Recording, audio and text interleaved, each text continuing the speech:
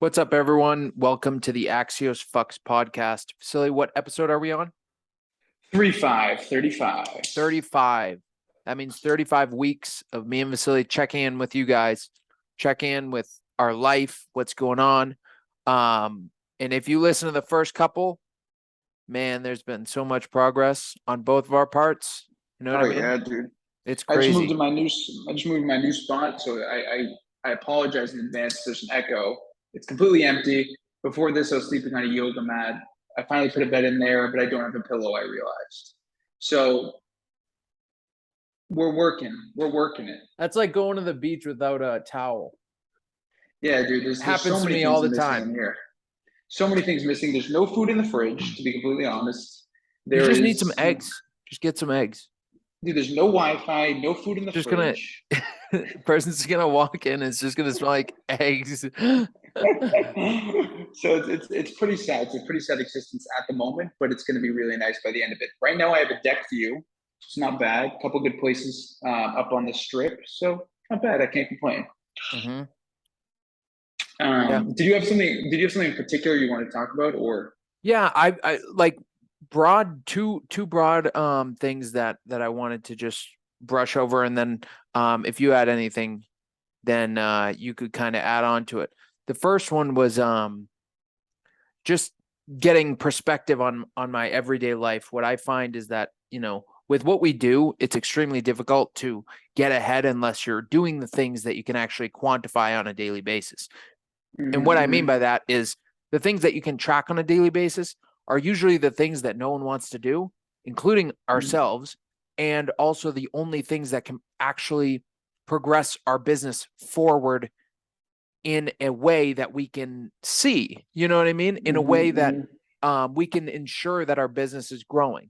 So things like phone calls, things like emails, things like voicemails, things like letters out, things like that.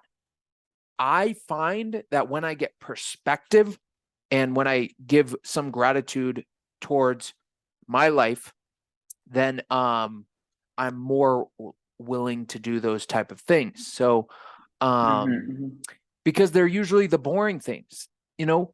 The problem is with social media is you see the highlights, but the way that somebody gets anywhere is from doing the boring shit. I don't care if it's Michael Jordan, LeBron James, you know, Kyle Seabath in real estate, for example, or all these people. They just got really good at doing the boring things, or even our dad, you know, how to make dough or how to make sauce. Like, these things are not exciting. They're not fun, but they've gotten so good at doing those mundane tasks. And what I find is that when I wake up, and I have a process when I wake up that we can get into in another time, but when I gain perspective first, and by that I mean, listen, I have a roof, I have all the food I need, I have, you know, family, I have all these things that I can account for, that I know that a lot of people don't have just those basics. So I can feel better about making calls in the AC with my favorite drink and knowing that tonight I'm going out to eat a steak dinner. You know what I mean? Yeah. It's a little difficult. I'm dealing with personally right now. I do all the things I'm supposed to do, but they become a little bit more difficult because I'm reaching into so many different dynamics of my life at the same time. There's so many distractions that, like for example, I want to stay at my place tonight, but I don't have my computer. Why don't I have my computer? Because I didn't prepare to have slept out last night. And now it's like I'm stuck in Boston, and I'm thinking, shit, it's already 10 p.m. I'm gonna have to drive all the way back to the South Shore, pick up my computer. I'm not gonna want to come back all the way over here, so I'm gonna end up over there, and it's gonna ruin my routine. I'm already annoyed by it. So I think being able to, there's always gonna be something that's gonna come up with these mundane things, and that's the problem. It's just like, what are your non-negotiables? Yeah. What are your non-negotiables? The phone calls, the follow-up. I have a couple important calls I make every morning to mentees, someone who works for me, and then I check in with future clients or potential clients. So those are my non-negotiables in the morning. But other than that, there's the personal things, whether it be the gym or reading a book. All these different things are non-negotiables, and it's finding out how can I get them all done and keep all my dynamics working. Mm-hmm. This is Yeah, very challenging. I mean, honestly, it personally, is. that's what I'm dealing with. Yeah, That's what I'm dealing with. I think that's what, and you know what makes it even more difficult is that when you do that, let's say you've been doing the right thing and your business is growing, but now you have to pivot and do something else in your business, and that just kind of threw a wrench in it because it took you so long to build these non-negotiables that built you up to Yeah, where you yeah, are. But now it's not going to get you to where you want to be by doing what you've been doing. You know what I yeah, mean? yeah, Isn't yeah, that yeah, yeah. crazy? It's almost like you have to now, in order for me to grow my real estate business, I now not only have to continue making 100 to 300 calls a day, but I now also have to create a course to help my other agents Yeah. It only and becomes more. everything else. And yeah, that's the crazy thing is that people, I think, not people, but like I thought that it would get less, but I just got better. You know what I mean? I thought it would get less, like things, it would be Dude, less it's like, work in a way. yeah, and it actually becomes like more work. Yeah, it It becomes becomes like more. more work because Mhm. you're capable to take on more. And like, if you have that certain characteristic of pushing your everyday, like you naturally are going to pull in things that now are available you can do, or now you're capable of doing. So now it takes up even more time. I mean, I look at my thing, I look at what I have to do tomorrow, and I'm like, if I don't wake up at 5 tomorrow, I'm not going to be done with these things. You know what's And also I'm thinking crazy? about Oh, you could what? go. You could finish. Well, I'm just saying in general, like now I'm thinking about all these things I have to do tomorrow, but if I don't wake up at 5, it's gonna screw all tomorrow over. But I'm so tired because I just ran a half marathon. So like I'm not gonna be asleep till about midnight, maybe 12:30. I'm only gonna get about 4.5 hours of sleep. So it's like, okay, how can I make sure I'm gonna wake up? That's Mhm. like my biggest thing right now. How am I gonna make sure I'm gonna wake up with so little sleep and so beaten up and make Sleep sure I on the can do all these ground. tasks? That's the best way. It's ridiculous. But you know So what? You yeah. know what's crazy is that if let's say tomorrow, right? Mhm. Hypothetically speaking, you were to have you're responsible now for 4 kids Mhm. and like an entire family, and Mhm. you owed the bank, like let's say, just this is all hypothetical, like $100,000 and it's due in 60 days. Imagine if you Yeah. put all those massive things, then everything Mhm. kind of seems smaller. You know what I mean? Because people do that. There's these massive CEOs or people who are expanding their business from zero, from where we were 2 years ago when we started in real estate. And then they go Mhm. from, Amazon worker with their 4 kids, with their whole family, and maybe their Mhm. mortgage is backed up or all these problems, and then they're still able to build their business. So how do they do it, right? So I try to put things into perspective and what is actually possible. And that's where, Tim, our friend, he'll say something like, um, you need more, what does he say? Problems. You need more More problems. problems. And then the problems that you once had become so small, and somehow you get it all done. Because I know for a fact that if me and you had families as well, we wouldn't let our business go to the ground. We'd No. somehow be able to manage it all. Mhm. You know Mhm. what I mean? And it's almost like you taking on more is the solution. And it's ridiculous because it's like a pit, bro. Yeah, Because it's like it could, every day you take yeah, on more, just so you can figure out, or just so you can minimize your other problems. But yeah, then those problems become bigger problems as well, and now you have to uh-huh. take on bigger problems. So Yeah, it's never ending. You need to continuously take on bigger issues. Like, I mean, right now, I mean, just to the people that are listening, I'm currently working with an organization to speak to police departments and also kids between the ages of 11 and 17 at penitentiaries, I don't know the correct term, about drug use. So that's this is sick. something Wait, I'm so going to, jails, right? jails, yeah. So like, for kids who, I don't know I if we was thinking consider them about a that today. I jail. want to be a part of that. Yeah, so that's what I'm saying. So this is another thing I'm working on where I'm going to be working with young kids. I'm really not going to be paid. I don't think as of right now. I'm just doing out of goodwill. speaking to the younger groups. And on the side of that, now I'm going to be competing in the Boston Marathon. So now every month for the next 6 or 7 months up until that Boston Marathon, I have a half marathon booked. So all the time and the training to get that done, plus my business, plus the stuff, I do outside of just regular work and working out, my courses I take. So there's so much. There's so much going on all the time.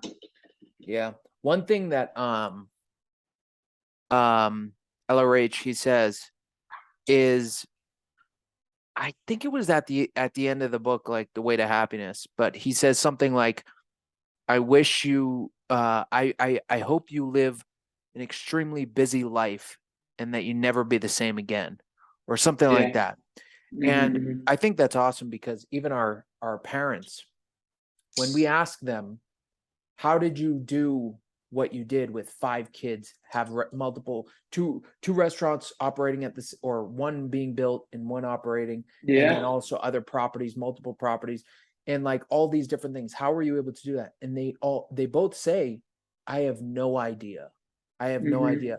And it brings up the second topic, which I wanted to talk about, which is that like what if there were no actual limits, like as to what you were capable of doing? Can I say before you jump into that, like, I just want to give perspective. So when you're so busy doing these things, Christian, even the act of, let's say, paying your VA becomes a job.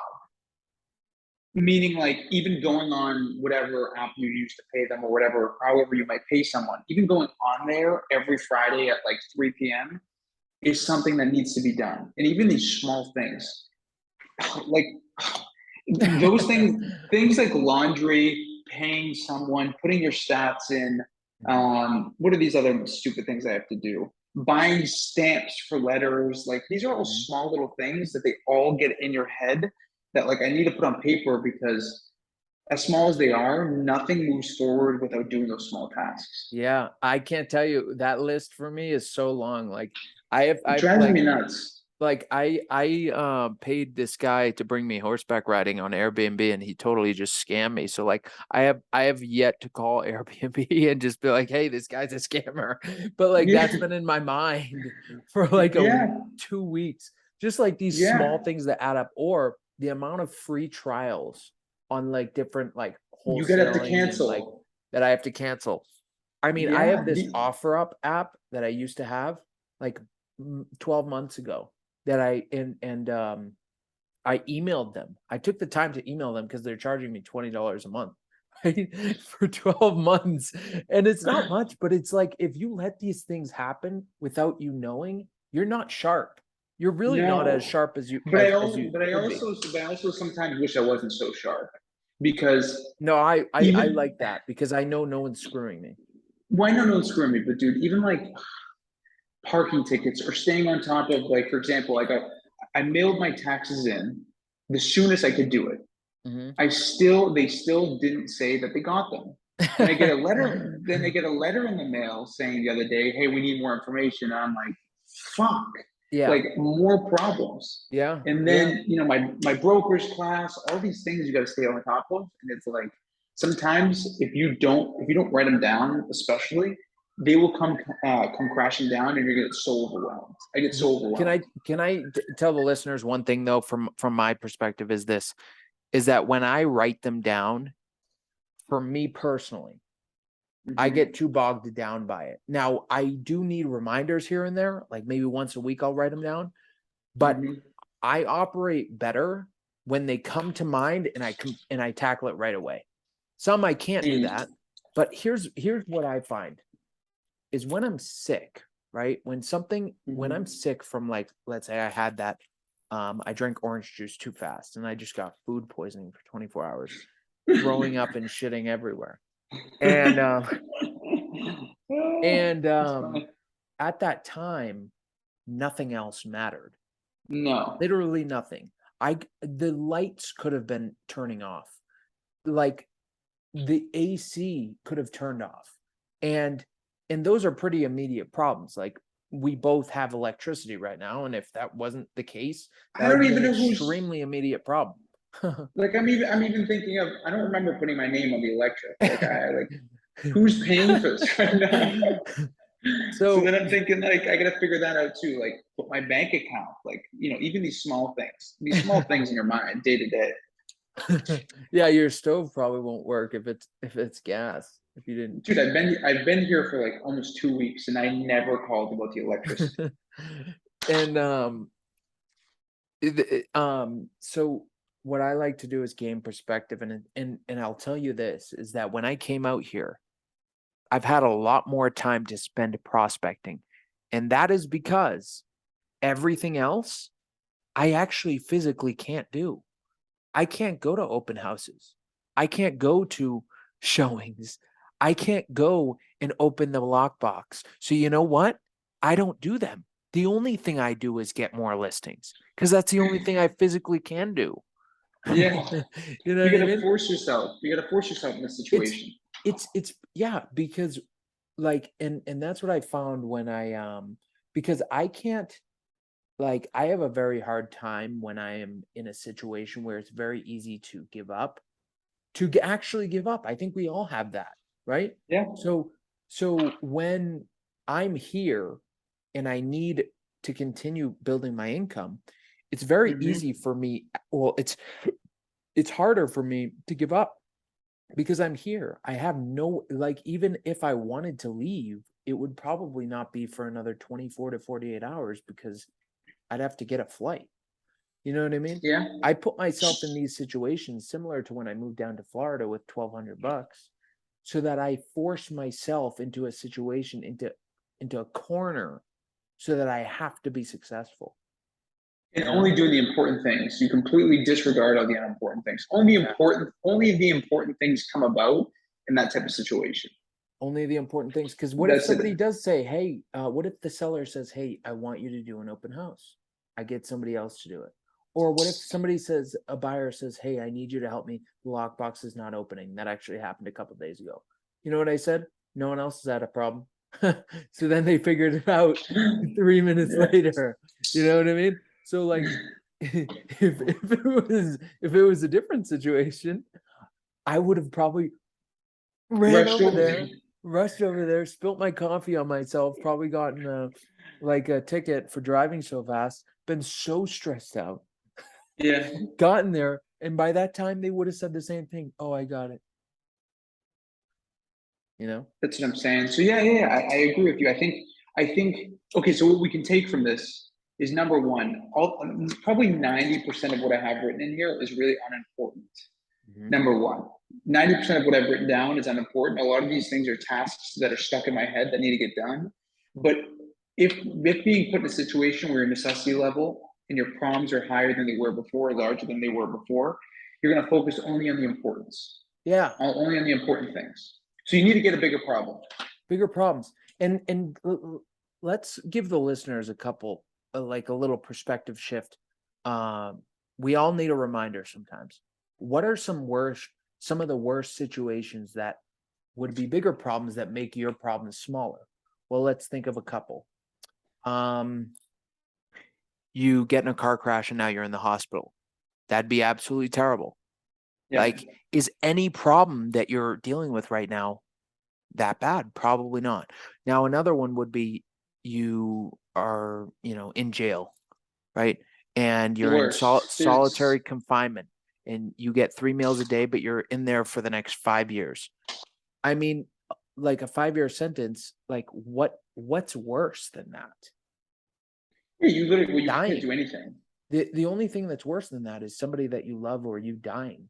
And you know, so I Yeah. don't know. I I think it's mean, all about perspective. even give it to I can tell you when I had a situation with my apartment and I was explaining this to someone the other day of giving them a perspective of why or how I think of things, why I think the way I do about Mhm. problems. Um, and I had a problem with an apartment out there with one of my roommates, and all I wanted to do was break the lease, right? The only option this company gave me was I had to pay like 3 months worth of rent. And I Mhm. was like, hell no, at this price, I'm not paying this. There's no Yeah. way. Either I'm getting evicted or I'm gonna have to write out this lease. Mhm. That's what they gave me. That's what they gave me, basically 2 options. I said, "No." So, because I needed to get out of this No. because I said, "No." And then you become a realtor. Because the situation was so uncomfortable and, like, not gonna it was not gonna work out for me. I was like, Right. "These things aren't gonna happen." So I figured I devised a plan. How can I get out of this? Did a little bit of research, did what they didn't tell me, figured out I could transfer the lease and I could stay in one place for a month and break it. Mhm. So I moved my lease, I transferred it to another of their sister companies, and within about 16 days, I was able to dissolve that lease. Dissolve. In both those instances, Dissolve. completely dissolved it. Both those instances, I left all my furniture in both places. Which is not allowed. It's not allowed. It's All not they did allowed. was they kept my security. Fine, free and clear. Keep my security. I don't care. They definitely lost. They were definitely on the short end of the stick. Big time. Because it was stupid furniture. It was crappy furniture, anyways. So when your back is against the wall, that's the only time you're gonna find a solution. Yeah, I try to put myself in those situations because no one, and I was telling you this the other day, if I stayed in Tampa for all this time, you know what I'd be doing? I'd be making But my own deals and having a lot of fun, and continuing to do that. And that's fine and all. I would continue to get my, 2 to 3 deals every month, and that's it. yeah, I'd be saving a good amount of it, and that's it. And that's perfectly fine. But when I went abroad, what I realized is that I can do something that no one has ever done before, which is getting listings in a different other country. countries. Yeah, And not only that, but I can show other people that if I can do this, do you think I can do it in my local market? Obviously. And you can too. And all the listeners can too, you know? yeah, I love that. I love that. I mean, what do you think, Christian? Is that good for the Yeah. episode? Yeah. Let's do it. Perfect. If you want to get that uploaded to YouTube, you just share that link with me through Google Docs, and I'll get it uploaded to the other Perfect. platforms. And also, guys, make sure to, tag us on Instagram if you are listening. And also, on top of that, if you guys want to join our accountability group, the Axios Army, just Mhm. message us there as well. So It's I'll send this over to you. it's stronger. It's the core group is stronger than ever. Yeah. 100%. Yep. It really is. So if you're looking for a group that, I mean, people are making money there now. People Mhm. are really making money. Everyone's doing well and learning new trades. So okay, Christian, yeah, you get this. You send this over to me, and I'll take care of it. Okay. Sounds good. Talk to you later. I'll talk to you later, Christian. Bye bye. Bye.